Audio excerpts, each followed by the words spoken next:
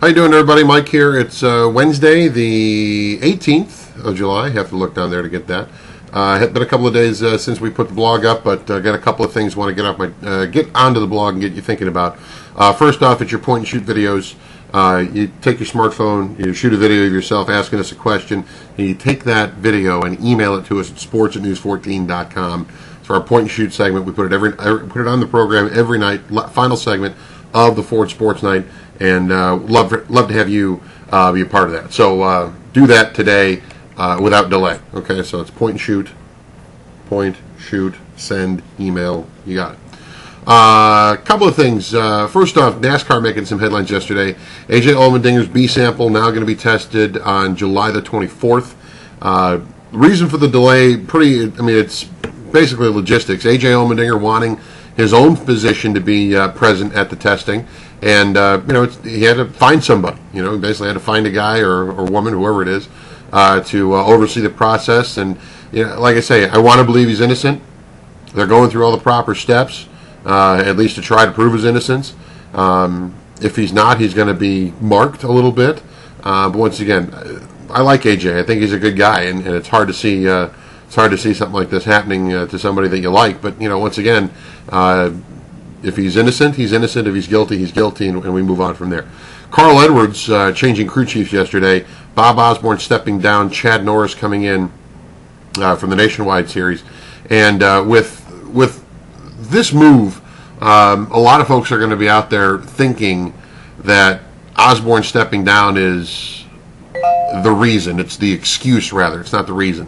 That he's really okay, and the fact that Carl Edwards is outside of the chase right now. He's 11th in points, but because there are two drivers beneath him that have more wins, they qualify for the chase ahead of him. So that's a lot of folks are going to say, "Oh, Osborne's fine." Anybody that says Bob Osborne is fine doesn't really know. The only person who really knows is Bob Osborne. Okay, so you have to take it at face value. I know it's easy to be cynical these days, but when a guy says he can't do it anymore for health reasons, you kind of have to say, he's probably telling the truth. The performance may not be there for the 99 team. This change may or may not help them going forward, but that's not the point. The point is they're making a change because Bob Osborne's health calls for it. You have to give the guy that. You have to accept that. Period. You can't be cynical about everything. I think that there's something that Osborne has to deal with. It's probably not severe enough to be considered life-threatening, but still, it's a concern. You got to take care of it. You wish Bob all the best, and good luck to Chad and Carl going forward. They get the week off before going to Indianapolis next week. The Penn State statue has been making news. Should it come down? Should it stay up? I don't know. I just don't know. I don't know that statue of the late Joe Paterno outside Beaver Stadium in Happy Valley needs to come down. I don't know that it needs to stay up. That's not a decision for us to make. We can have an opinion about it. Personally, I don't care if the statue stays up or not. Maybe it's a good thing that it does stay up so people are reminded that Joe Paterno, in spite of all of his on-field greatness, off the field, wasn't exactly a perfect man. He wasn't, and that's a reminder saying, look, this can happen. You can be like Paterno inside the stadium, but don't be like Paterno outside the stadium. When you know something, go ahead and speak up about it. And there are others that would say take the statue down because it it honors a guy who, by their own investigation, showed that he didn't do enough to protect kids. I don't know where this all comes in. Ultimately, it's the folks in Pennsylvania going to have to decide this. It was interesting. I was visiting friends over the weekend, and a friend of mine is a diehard Penn State fan and could not get his head around the fact that Joe Paterno, according to the Free Report, was involved in a cover-up. He didn't want to call it a cover-up. And finally I gave up. I gave up trying to explain that, if you have working knowledge of something that is going on, that's wrong or illegal, and you choose not to inform others, you're basically, and then there's, and according to the report, there were emails and conversations that, they didn't want this to get out. It should be handled internally, and we didn't want any bad press, or Penn State didn't want any bad press.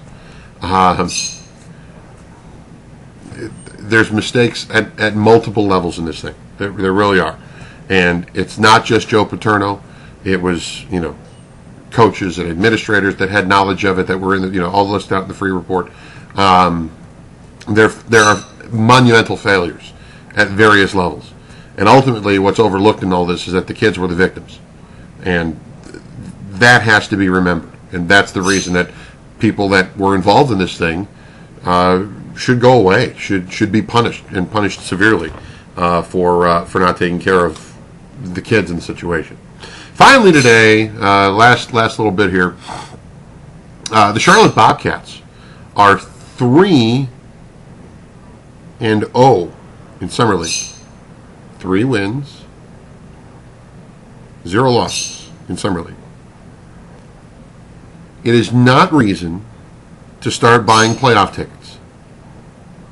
Now, look, I think it's great that guys like Kemba Walker and Byron Mullins, who had 33 against Minnesota late Tuesday night.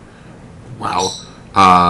Walker and Mullins and Bismack Biyombo and Jeffrey Taylor and are getting work together. Michael Kidd-Gilchrist is nursing a little knee tweak, but he's been practicing, according to Rick Bonnell, so just not playing in games, and that's fine. It's nice to see these guys are getting a little bit of work together and learning each other, because they're going to be the core.